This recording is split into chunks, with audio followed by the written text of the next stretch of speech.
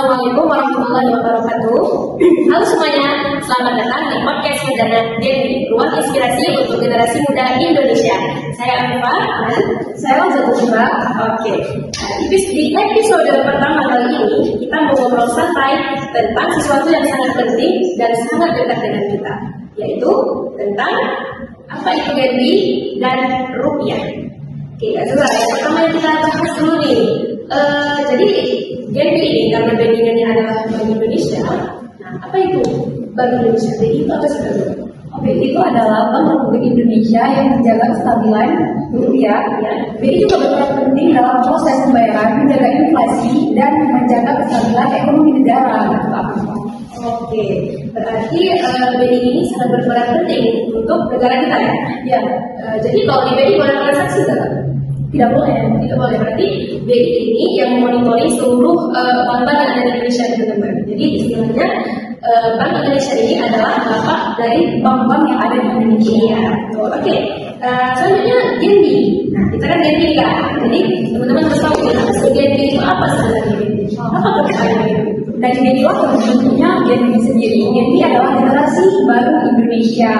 Jadi Genbi adalah komunitas mahasiswa yang menerima beasiswa dari BI yang menggerakkan hal-hal positif dalam masyarakat yang berkaitan dengan rupiah. Ya, yang berkaitan dengan rupiah.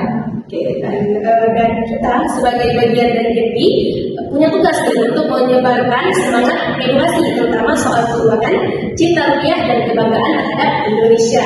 Nah, sekarang kita akan masuk ke inti pembahasannya Kak Zura ya. Menurut Kak Zura, kenapa sih kita harus bangga dengan rupiah? Karena rupiah adalah simbol kedaulatan negara.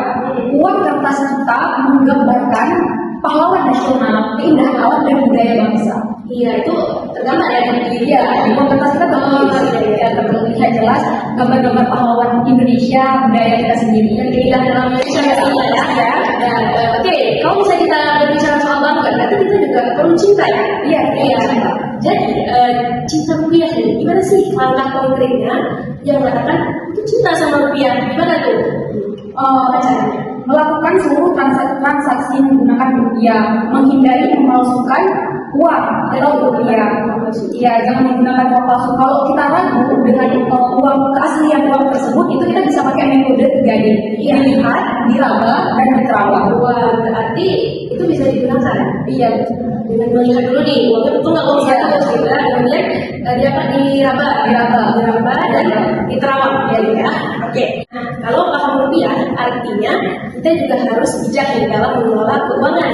Misalnya mulai belajar kecil-kecilan, investasi kecil-kecilan gitu, dan mencatat pengeluaran juga menabung. Ini penting untuk masa depan kita. Oke, jadi kenapa generasi muda ini kan kita sekarang ya? Kenapa generasi muda kayak kita ini harus peduli tentang rupiah?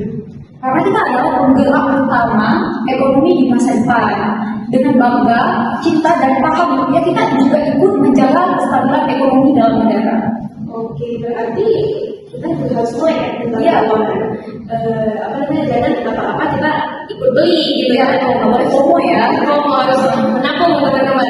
Jadi apa yang kita ingin simpan dulu dan investasi dulu, kemudian jika udah cukup baru dibeli, jangan sampai dibeli gitu. Karena keuangan masa depan Indonesia juga tergantung bagaimana anak muda zaman sekarang mengelolanya. Iya, betul sekali. Oke, nah dan peran kita di ini adalah memastikan teman-teman semua punya kesadaran betapa pentingnya rupiah untuk kemandirian bangsa ya, ya. Nah, dari Kak Zura apa lagi yang mau disampaikan untuk teman-teman sahabat Genbi semuanya? Teman-teman semua, jadi kita harus membedakan yang mana keinginan dan kebutuhan. Dari situ kita bisa